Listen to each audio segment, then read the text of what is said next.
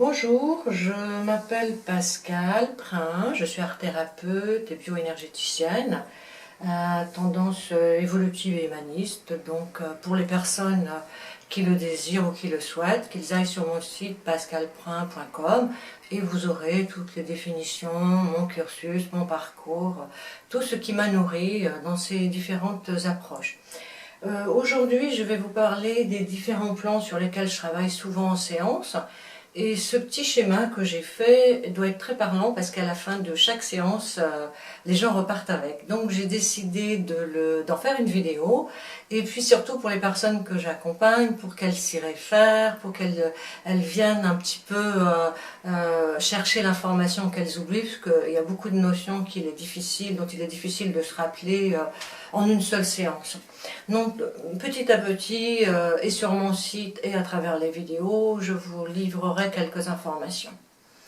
Donc aujourd'hui, je vais vous parler des différents plans sur lesquels j'interviens en séance, que ce soit par le face-à-face, par l'écriture, par le dessin, en soins énergétiques. Ces différents plans sont toujours les mêmes et nous constituent et font partie intégrante de mon approche. Donc, il y a sur un plan vertical, pour trouver sa verticalité, son équilibre, on parle du plan vertical. On va retrouver le plan physique, le plan de l'âme et le plan spirituel, je vous le détaillerai tout à l'heure. Et sur le plan de l'horizontalité, on va retrouver le plan mental, le plan émotionnel. Très souvent, j'ai fait ce schéma parce que les gens sont enfermés dans une triangulaire, qui est le plan mental avec les croyances, les pensées récurrentes et qui sont obsessionnelles. Et puis le plan émotionnel, parce que si ce n'est pas le plan mental qui les gouverne, c'est cette moulinette qui tourne tout le temps, c'est le plan émotionnel, c'est-à-dire le plan des peurs, le plan des colères, le plan des émotions qui nous gouvernent et non pas nous qui nous servons de nos émotions pour véhiculer certaines idées. Et puis le plan physique, parce qu'il est parfois douloureux, souffrant, paralysé, tétanisé aussi par nos peurs. Et puis quand on est dans cette triangulaire-là, on est coupé de son axe, on est coupé de sa verticalité. Et lorsque j'explique ça aux gens, ça leur fait vraiment prendre conscience qu'il y a un moment donné, le lâcher-prise dont on entend parler, souvent, c'est déboulonner certaines croyances, c'est commencer à déposer certaines peurs pour pouvoir être dans son axe physique, âme et spiritualité. Donc je vais vous apporter les différents symboliques qu'il y a derrière. Le plan physique, comme vous l'avez compris, on va parler des tensions. Quelquefois, on va retrouver toujours les mêmes blessures, les blessures récurrentes à la main ou aux pieds, les lavagos, les sciatiques, les cancers aussi, dont on entend souvent parler. Toutes ces blessures physiques, elles sont, ou les tensions tout simplement, le corps qui est noué. Ces tensions sont là pour nous parler à quel point on a des paroles, on a du sens, on a des mots MOTS qui ne peuvent pas être remontés dans la conscience et donc qui vont s'exprimer à travers notre émotion, par des blocages émotionnels, à travers nos croyances, par des pensées obsessionnelles et puis dans notre corps à travers des tensions sous la forme de sciatique, sous la forme de blessures. Les blessures du pied, souvent on nous parle pied, cheville, alors que ce soit pour les sportifs qui diront ben oui mais moi je suis toujours en train de courir. Oui, mais si c'est toujours cet endroit-là du pied ou de votre corps qui est blessé, c'est qu'il y a un positionnement dans votre vie qui n'est plus adapté, qui ne vous correspond plus et qui demande à être revu, une prise de conscience pour pouvoir avancer autrement. Et puis toutes les parties du corps vont nous parler, c'est ce qu'on appelle le décodage biologique et c'est une des symboliques avec lesquelles je travaille aussi. Il y a aussi sur le plan mental, eh bien, on va retrouver les croyances limitantes, c'est-à-dire, écoute, dans ma famille, de toute façon, c'est comme ça, on a toujours mal au dos, ou on a tout le temps eu des maladies, ou de toute façon, on s'en sort pas. Ça, c'est des croyances limitantes. La croyance aussi que je m'en sortirai pas, que j'ai pas les moyens, que je n'y arriverai pas. Enfin, on est bourré de ces pensées, de ces croyances limitantes, et qui vont être observés un petit peu à la loupe, à travers le face-à-face, les dessins ou les différentes situations, quelquefois aussi lors des méditations ou des visualisations. Il y a une espèce de petite voix intérieure qui arrive à trouver son chemin et s'exprimer, et donc petit à petit ces matériaux-là vont venir nous renseigner sur ce que l'on lâche pour pouvoir accueillir.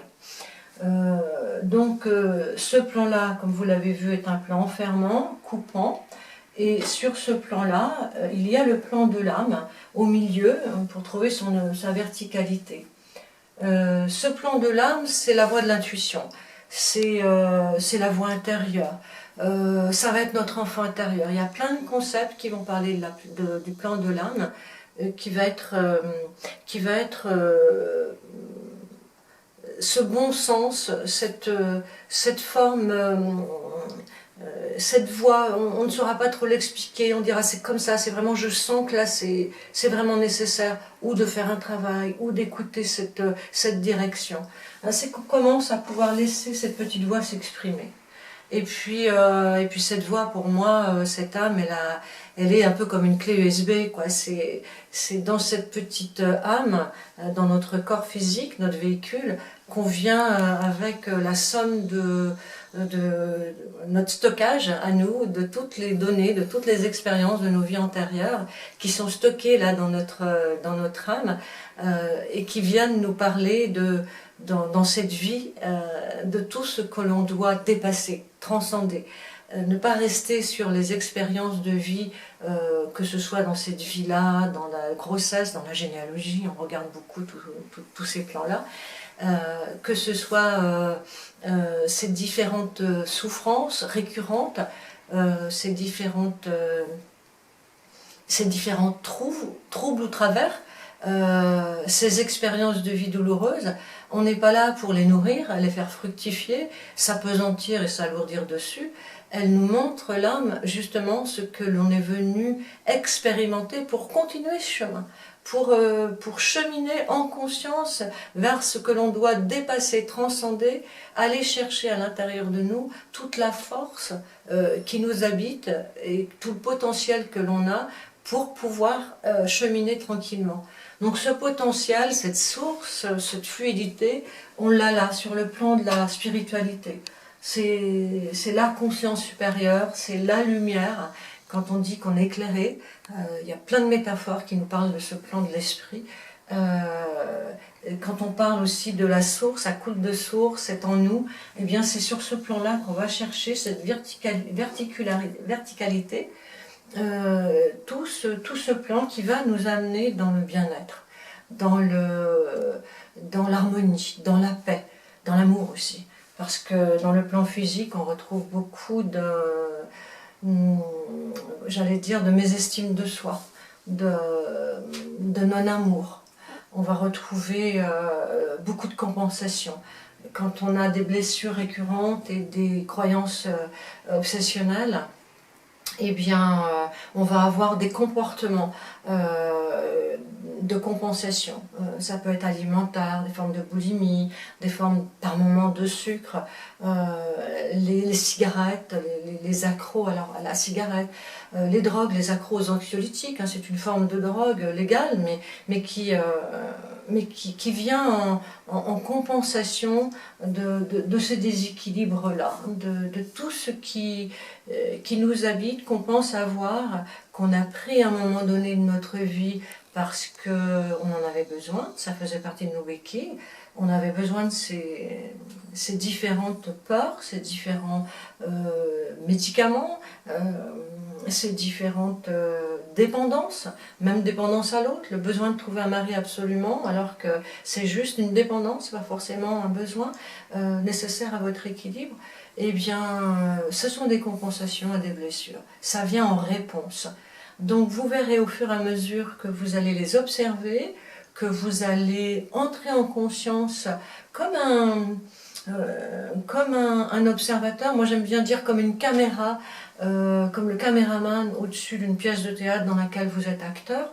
À un moment donné, vous allez pouvoir être acteur de votre vie, prendre en conscience ce qui vous convient, développer ce potentiel qui coule en vous, aller retrouver la voie de votre intuition, la voie du bon sens, et repositionner tout ça à l'intérieur de vous.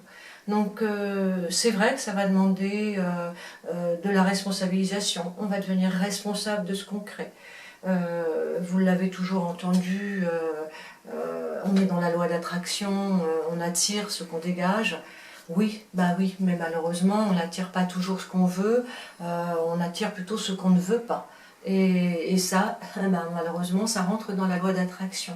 Et puis, et on abordera ça dans une autre vidéo.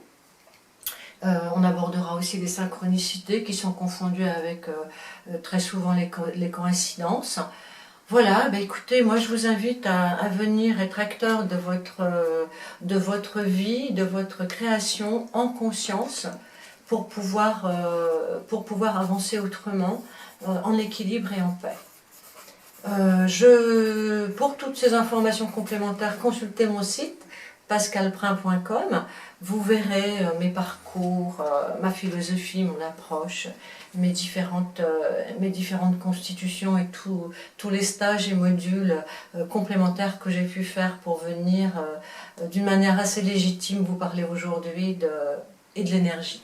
Un petit plan cependant que je n'ai pas abordé, c'est le plan vibratoire qui entoure tout ça, qui est très important. Quand on est en colère, on dégage une énergie. Quand on a des croyances, on dégage une énergie. Et quand on avance dans la vie, on va avoir une détermination qui va faire qu'on va dégager une énergie. Et cette énergie-là, c'est une onde, un peu comme dans un électrocardiogramme, qui va être parfois très à pic comme ça, et qui va faire que vous allez attirer des situations toujours d'urgence, des situations toujours d'attente, ou des situations toujours conflictuelles, ou des situations douloureuses. Cette onde-là, c'est une vibration très importante qu'il va falloir retrouver pour déprogrammer de nos cellules les croyances, les émotions que l'on a à l'intérieur de nous et que l'on abordera dans d'autres vidéos. Mais il était important d'en prendre conscience parce que ça rentre dans la loi d'attraction et dans le travail qu'on fait. Voilà, voilà, voilà. Je vous dis à très bientôt pour une autre vidéo. Et puis surtout, n'oubliez pas pascalprin.com pour plus ample renseignement. À très bientôt. Au revoir.